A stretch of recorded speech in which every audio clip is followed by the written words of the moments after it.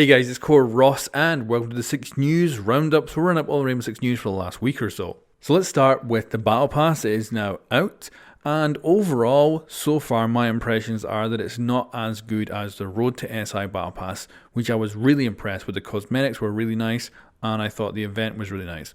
Whereas this, by itself, just the Battle Pass, is a little bit weak. I don't think the cosmetics are as good, and also it feels like it's missing a lot. And what I mean by missing is that when we got the original trailer for the Battle Pass, it actually showed this Battle Pass. So it called it Phase 2, and it showed off some of the cosmetics that we now have in this Battle Pass, which was obviously supposed to come out last year. It also had comics and character backstories that were going to be voiced by Harry. Now, some of those voice lines were actually data mined from the game way back last year, and it kind of matched up with the actual artwork that we seen in that trailer, where Harry is going out with all the operators and seeing them in kind of their everyday life, whether it's Thatcher on his boat or stuff like that. And it kind of just adds a bit of character to Harry and, of course, our operators. But none of that is present in the Battle Pass. And also they have released some artwork to go alongside this Battle Pass of the operators in their everyday kind of lives. But there's no story behind it. It's just single pictures of them out doing, you know, like Thatcher on his boat or Buck out hunting. There's nothing to really give us any depth, and Harry is completely missing from these elements, unfortunately, as well. Now, of course, this is because back last year we had the whole backlash to Ghost Recon Breakpoint's monetization, which made Ubisoft as an entire company change course, delay games and delay content in order to overall do a better job. And it's interesting to see how that has affected the Battle Pass, which to me would have probably been the least likely thing to get affected by all that stuff, but it obviously has. And yeah, overall I'm kind of disappointed with the Battle Pass. It could have been a lot better, and hopefully the next one will be better, which will of course be next season. But you guys let me know what you think in the comments of the current Battle Pass.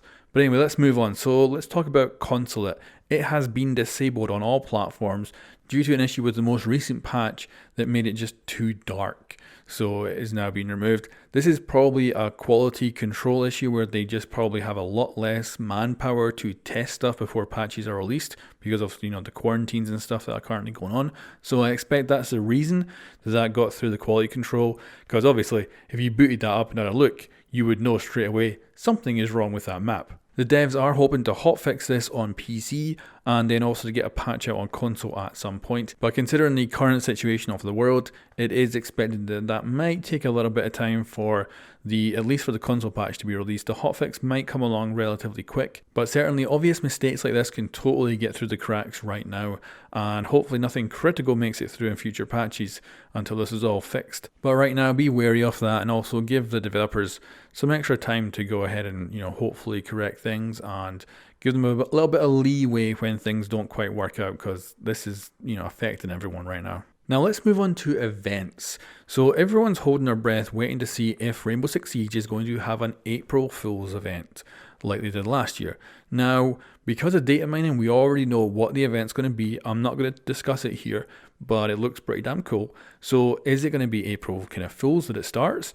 Or is it going to be a little bit later to line up with another something, you know, that might be what they're aiming to do? So I'm kind of curious. Now, there is an April Fool's challenge up right now, which looks like it's probably just a troll. So it says you have to try and figure out what you need to do to unlock this charm. And as far as I can tell, there doesn't seem to be, like, people have unlocked it, but there doesn't seem to be any connection between those different people and what they did in their games. And so far, I haven't been able to unlock it. And there's been people coming up with all kinds of ideas on how you actually go about unlocking it. But as far as I can tell, none of them actually work, which makes me think that the charm and challenge might just be a troll. It might be totally random or something like that. But I don't know. There maybe is something special you can do that unlocks it in a game. And I don't know how we'll figure it out in time. But certainly, let me know your theories on how you unlock this charm. And then doubling back to events, what did you guys think of the Golden Gun event now that it's finished and gone away? Of course, this should return at some point, but what's your thoughts on it? I'm kind of hoping that the next one, that's, you know, these kind of mini events, I'm hoping the next one will be gun game. So, you know, get a kill with one gun, you switch to another one. I'm hoping that's what's going to come up next. But anyway, guys, I think that's all the news for Rainbow Six Siege right now.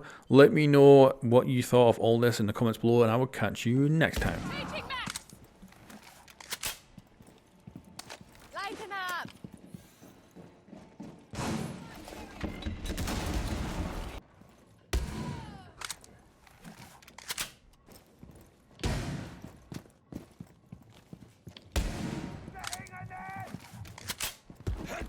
They've ceased attempting to secure the container.